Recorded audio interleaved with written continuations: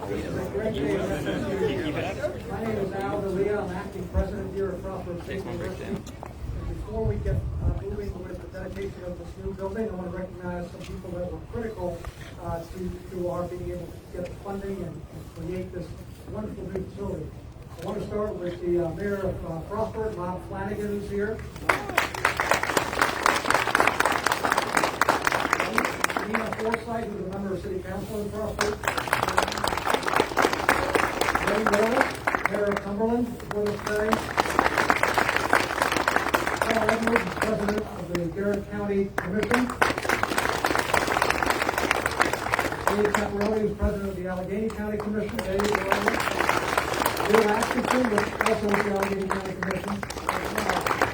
Frostburg State's own delegate, Jim Heinbaugh.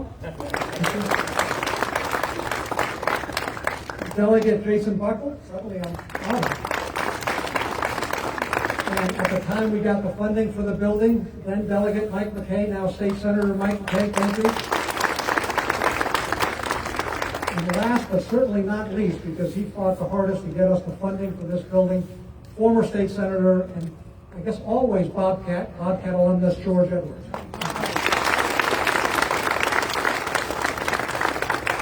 It is now my pleasure to introduce to all of you the Governor of Maryland. Wes Moore has been in office a little more than a year and a half, a year almost, who has done terrific things for the state of Maryland. Not least of which was just recently when we had the tragic bridge collapse in Baltimore. And I want to tell you that this is the first visit that he has taken outside that greater metro area to come up to Frostburg and visit us here in Western Maryland. So Governor, thank you for taking the time. Thank you for all that you do. Thank you for the leadership that you're demonstrating throughout the state and across the country. Governor?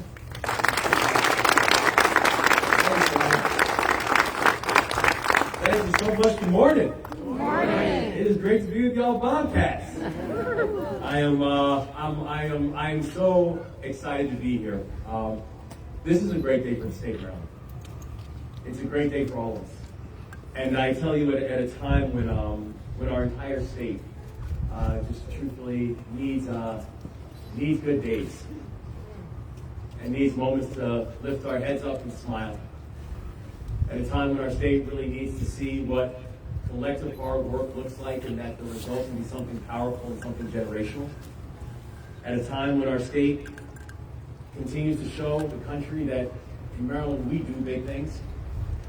And we do big things where we can invest in a future that is going to be so remarkably bright. I want to say thank you. I've been looking forward to this day for a very long time. And you all have coordinated for everything to include a gorgeous day. It's like this every day, isn't it? And I just want to say how full my heart is right now. And so to Vice President and Interim President D'Elia, I just want to say thank you. Thank you for not just the invitation, but for the leadership. And also please let the President know that I know that he can't be with us today, but in very, very good hands. And so I'm truly grateful for this, and thank you so much. Thank you. And to all, I know they're already acknowledged, but I'd be remiss if I did not acknowledge our state and local elected leaders.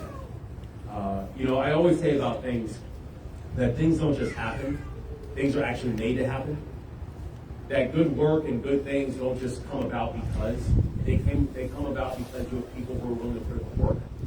And this group right here, our mayor, delegates, senators, county commissioners, these are folks who are willing to put in the work. And I'm thankful because this is a culmination of a tremendous amount of hard work, but this is a celebration of the fact that when we choose to work together, we actually get big things done. So once again, I'd be remiss if I didn't say again, thank you and congratulations on a job well done.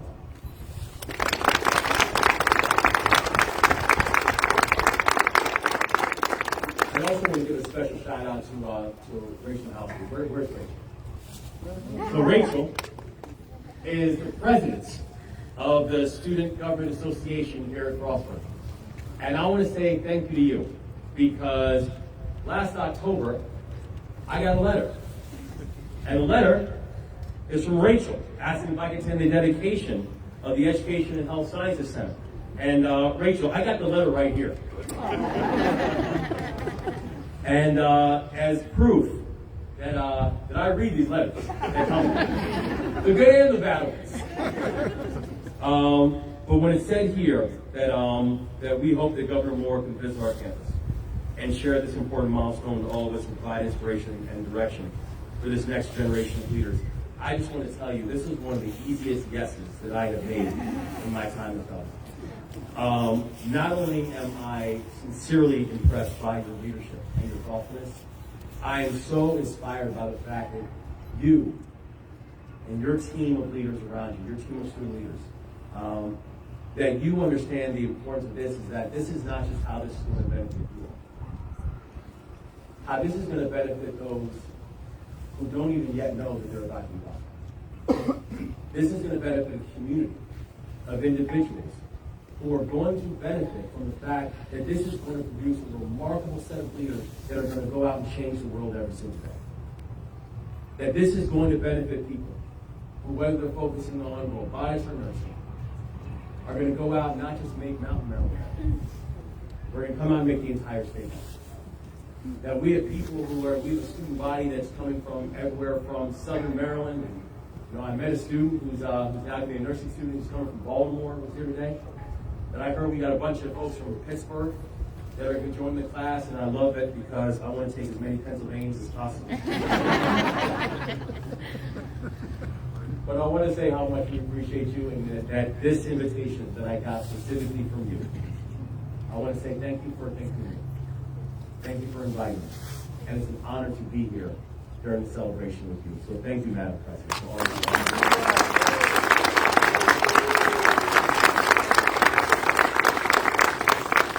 And I love the fact to be here because this is not just a dedication, it's a rededication.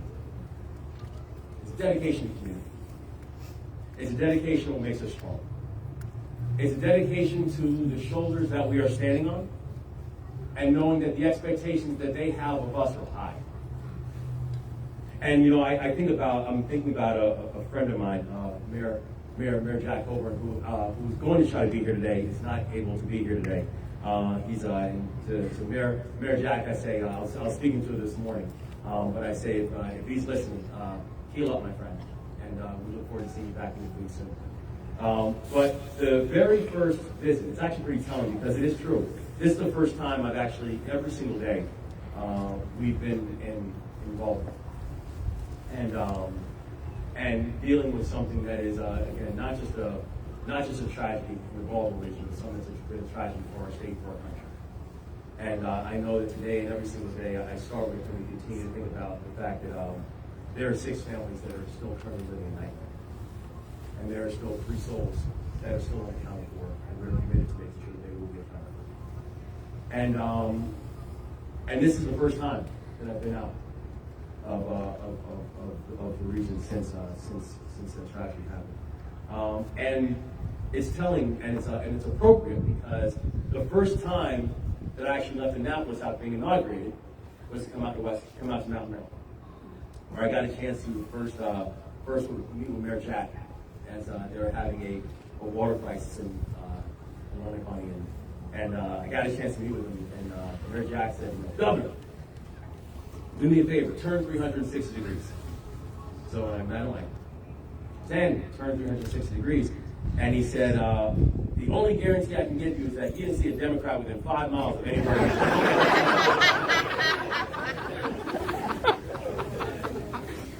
And he said, "But you know what? You're the first governor that's been here since 1996. And I built up, well, I say that for this reason. Mayor Jack might have been right. He probably was right. But I told him that, but when I turned 360 degrees, you know what I did see? Mountains. Marylanders. It didn't matter the political affiliation. I saw Marylanders. I saw people that we have a sworn obligation to not just serve and protect, but people who we have an opportunity to invest in and uplift. That we have a unique chance to show that when we talk about how in our Maryland that we move in partnership, that's not just a slogan, we mean it. I would talk about the fact that when we said on a campaign trail that we leave no one behind, that was not a campaign slogan, it is a governance philosophy. We leave no one behind. It was something that I know I learned when I was 17 years old when I first joined the military. I said I was too young to sign the paperwork. My mother had signed the paperwork for me. But she was more than happy to sign whatever paperwork the Army put in front of her. But it's something that we never forgot. It's something that these folks have never forgotten. It's something that these folks have never forgotten. It's something that each and every one of us have never forgotten, is that if we really want to build up the kind of future that we hope for, it means we invest in everybody. It means we take comfort in everybody.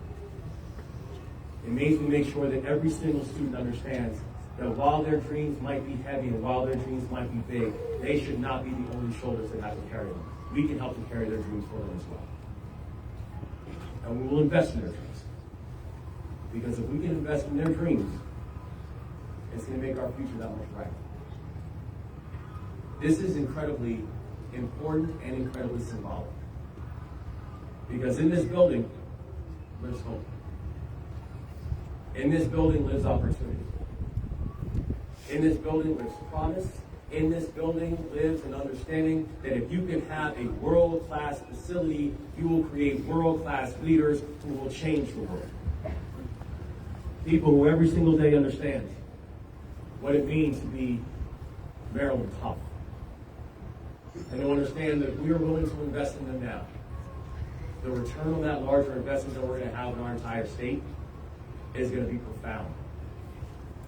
And so to each and every one of you, I don't just say congratulations, but I say that return on that investment will be real. And that's why everybody is so excited about the investments that we're making. It's not just going to benefit us, it's going to benefit you, our future podcast. And it's going to benefit the entire community that will understand why today is so important. And so before I close up, I also want to spend a moment just to acknowledge somebody. I want to acknowledge Tom Fine, who also just recently passed away. And, everybody knows Tom was not just a champion for Mountain Maryland. Tom was a pillar for an entire community. And while I know that people might say, it's a shame that Tom might not be able to be here to be able to see this, I'll say this, that my faith teaches me that he is, and that he smiles. And that right now, Tom has got a front row seat to understand what it means when we collectively decide to work together, when we collectively decide to partner, when we collectively decide to invest, when we collectively decide that this community, this campus, deserves world class. That I know Tom is joining with each and every one of us saying that this is the example of what it means to be Maryland tough and what it means for our state to be able to win this thing. And so I could not be more excited to be here. I couldn't be more excited and grateful for the invitation. I couldn't be more excited to have an opportunity to say that this is not just a great day for Boston. And this is not just a great day for being here in Mount Maryland. But I say on behalf of 6.3 million people, this is a great day for Maryland. And so bless you guys. Thank you so much.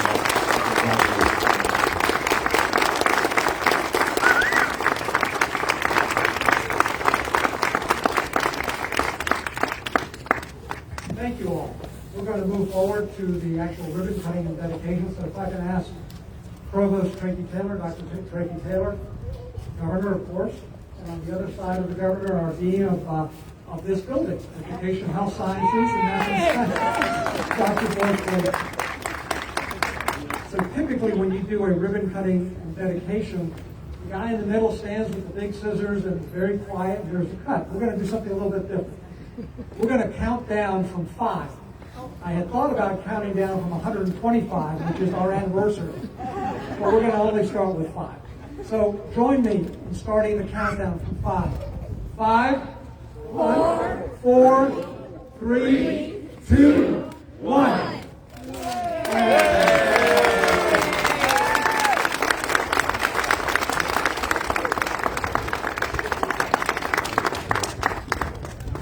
Thank you all for coming.